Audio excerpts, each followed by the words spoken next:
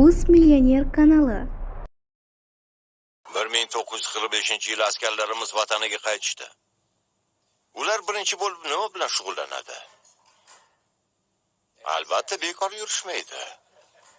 17 yildan so'ng bu bolalar ulg'ayishdi. Ularning ishi bor. Haq-huquqlari ham. Ammo ular ota-onasi yurgan ko'rimsiz mashinalarni haydashni istamaydi.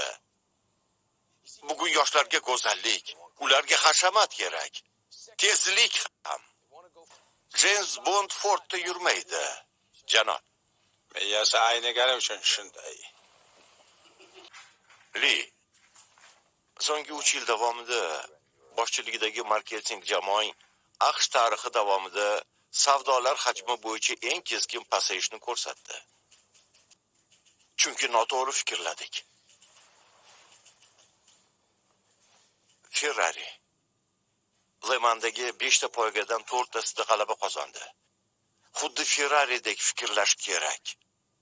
Ferrari biz bir kunda ishlab chiqarganimizni yilda ham uddalolmaydi. Biz ular mahsulotiga sarflagan mablag'dan ko'prog'ini qahvaga ishlatamiz. Ulardek fikrlashimizni xohlayapsan?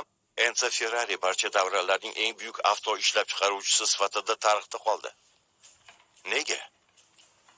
U hammadan ham ko'p mashina ishlab chiqargani uchunmi? Yo'q. Uning mashinasi qanday ahamiyatga egaligi tufayli. G'alaba. Ferrari Le Mans'da zafar quchyapti. Odamlar bu g'alabaga daxldor bo'lishni xohlaydilar. Ford belgisi g'alabaning sinonimiga aylansa nima bo'ladi? 17 yoshli yigitlar avlodi uchun, cho'ntagidagi mablag'i borlar uchun. Bunga yillar ketadi. Ferrari'ni mag'lub etishga qodir poyga jamoasini to'plash uchun o'nlab yillar zarur. Ferrari bankrotga uchragan. Mukammallikka intilib, Enzo so'nggi lirasini ham sarfladi. Bilasizmi nima? U maqsadiga erishdi, ammo hozir kasodga uchragan. Nima qilyapsiz? Bu yoriqni ko'ryapsanmi? Burilishim uchun belgi. Tezlikni pasaytirish uchunmi? Tepkini biroz ko'taramiz va uzatmani o'zgartiramiz. Lekin soatiga 240 kilometr tezlikda bo'lasiz. Shunday. Uni payqamay qolasiz. Katta tezlikka chiqasan. Tezlik oshgandan so'ng qolgan narsalar sekinlashadi. Bunday emas. Bunday ko'rasan. Tushundingmi? Shunda hamma narsani ilg'ay olasan. Yana belgilaringiz bormi? Albatta, bor. Ular ko'p. To'g'ri. Shunchaki tez yurish yaramaydi. Ha. Shunday. Mashinaga mehribon bo'lish kerak. Ostingda nola qilayotganini eshitasan. Mexanizmdan bor kuchni olmoqchi bo'lsang, u dosh berishni istasang, buni his etishing shart. O'sha chegarani.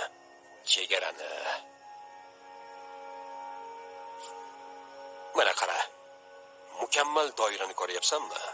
Benuqson. Uzatmalar qutisidagi bosqichlar, burilishlar, barchasi mukammal. Ko'rdingmi? Shunga o'xshaydi. Ko'pchilik ko'rmaydi. U borligini ham bilmaydi. Ammo u mavjud. Muzqaymoq olib beraymi? Ha. Ketdik.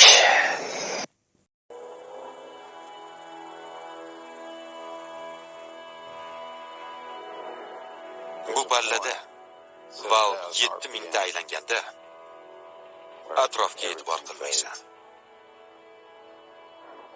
Mashina vaznsiz holatga keladi. Shunchaki g'oyib bo'ladi. Faqat tana qoladi. Vaqt va borliq oralab uchib borayotgan tana. Daqiqasiga 7000 ta aylanish.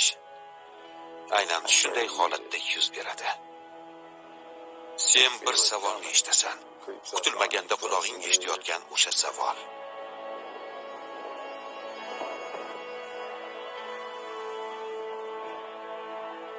yagona va muhim savolni eshitasan.